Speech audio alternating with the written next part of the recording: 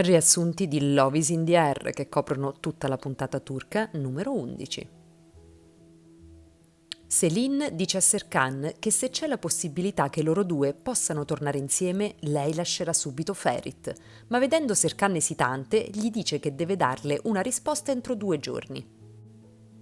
Arriva Eda con Ferit e Serkan le prende la mano. Allora Eda gli dà un bacio sulla guancia. Rimasti soli, Serkan le chiede il perché del bacio e lei risponde che l'ha fatto per distrarre Ferit, visto che lui e Selin erano visibilmente molto tesi. Poi quando lei gli chiede perché le ha preso la mano, Serkan non risponde.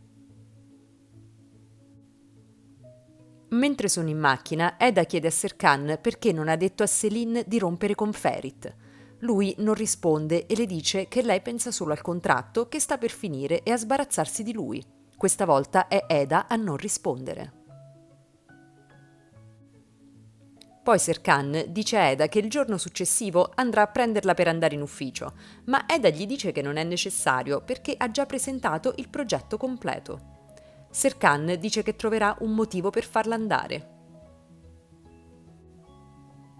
È sera e Eda è a cena con la zia e le amiche e dice che non ha nessuna intenzione di sposarsi perché ha ancora tanti sogni da realizzare, come laurearsi e andare in Italia, e che spera di ottenere una borsa di studio. Aggiunge che Serkan si era offerto di fargliela avere, ma lei aveva rifiutato. Seren va a trovare Eda e lei gli racconta che Serkan non ha detto di sì a Selin e forse il motivo è che lei gli piace. Seren le risponde che certamente lui la guarda con uno sguardo da innamorato. Eda le dice che lei se ne accorge, ma che poi lui fa sempre qualcosa per distruggere ciò che ha fatto e aggiunge che non dimentica che lui ha voluto un contratto tra loro. Ma Seren le dice che se fosse legato solo dal contratto non le avrebbe fatto una composizione di fiori, né l'avrebbe cercata in tanti giardini e che pensa che anche lei sia innamorata di lui. Serkan racconta ad Engin la proposta di Selin e lui gli dice che è assurdo visto che sta per sposarsi e che poi nella sua vita c'è Eda. Serkan gli dice che Eda è una persona che riesce a entrare nella mente e nei sentimenti delle persone. Engin allora gli dice di parlare con Eda di sentimenti, ma Serkan dice di non conoscerli e che Eda lo odia per un fidanzamento falso, figurarsi per uno vero. Engin lo esorta per una volta a lasciare da parte ragione e orgoglio. Poi gli dice che lui non sa stare senza Eda. Serkan risponde che non lo sa. Allora Engin gli dice di non chiamare l'indomani Eda al lavoro, visto che ha già completato il progetto. Serkan risponde che non la chiamerà. Prima di dormire, sia Eda che Serkan si pensano. Ayfer chiede a Seren se grazie alle sue conoscenze può aiutarla ad ottenere un'ipoteca sulla casa. Lei accetta, ma le chiede perché non chiede aiuto alla madre, ma Ayfer le dice che non vuole farlo. Poi, mentre cerca dei documenti in un cassetto, trova il contratto tra Eda e Serkan e si arrabbia moltissimo. Quindi chiede a Seren se ne sa qualcosa e lei dice che Eda lo ha fatto per riavere la sua borsa di studio. Ayfer si raccomanda di non dire nulla a nessuno. Poi, dopo vari tentennamenti, telefona alla madre e le chiede aiuto per poter far finire gli studi ad Eda. Serkan va a prendere Eda e la porta a vedere una villa con un grande giardino da restaurare e le dice che vorrebbe lavorarci con lei. Poi visitano sia il giardino che la casa, parlano delle loro idee per il progetto. Più tardi Eda gli chiede se ha detto di sì a Selin e lui le dice cosa pensa. Eda risponde che è una cosa logica e quindi deve accettare. Allora Serkan le chiede cosa farà lei e Eda gli dice che ha fatto domanda a molte università, anche estere. Serkan le chiede perché non accetta una borsa di studio da lui.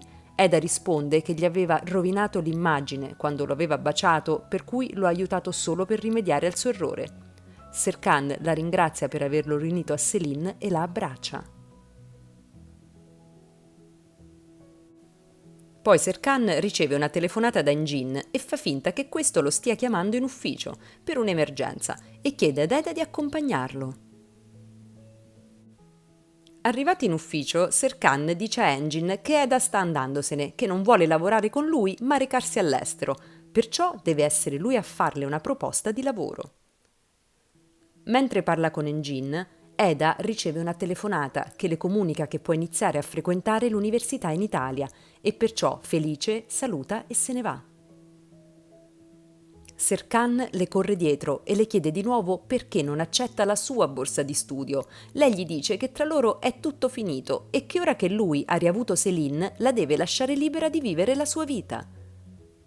Poi Eda gli dice che se vuole qualcuno nella sua vita non deve offrirgli un lavoro, ma chiedere semplicemente di non andare via. Serkan risponde che non è tipo da chiedere di non andare a qualcuno che vuole andare via. Ayfer va a trovare Aidan e l'accusa di sapere del contratto e di aver organizzato la festa di fidanzamento solo perché sapeva che era finto. Aidan ammette e dice che non l'avrebbe mai accettata come parente. Allora Ayfer le intima di tenere Serkan lontano da Eda e la minaccia di ritorsioni. Tornata a casa, Ayfer dice ad Eda di sapere del contratto e del perché lo ha accettato e le chiede scusa per averla lasciata in una situazione di bisogno. Anche Eda si scusa con lei per non averglielo detto prima. Poi Eda la tranquillizza dicendole che le hanno restituito la borsa di studio per l'Italia e che l'indomani parte per sostenere un colloquio presso l'Università Italiana.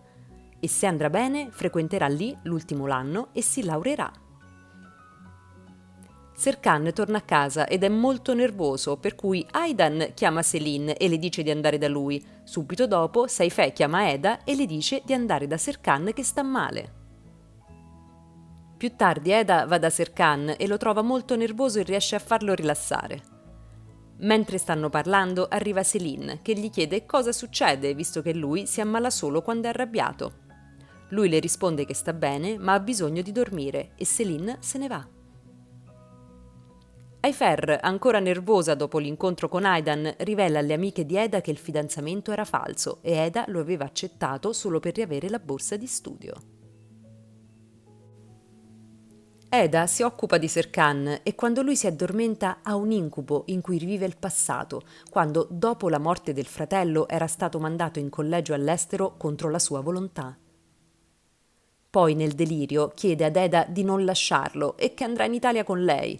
Poi si lamenta del freddo e Eda gli si sdraia vicino per riscaldarlo. La mattina seguente Serkan si sveglia abbracciato ad Eda e ne è sorpreso. Lei gli dice che lui le aveva chiesto di restare, ma lui le dice di non ricordare nulla lasciandola molto delusa.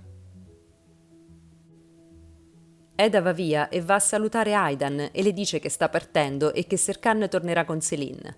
Lei la ringrazia e le dice di tenere l'anello di fidanzamento, altrimenti Serkan, vedendolo, penserebbe a lei.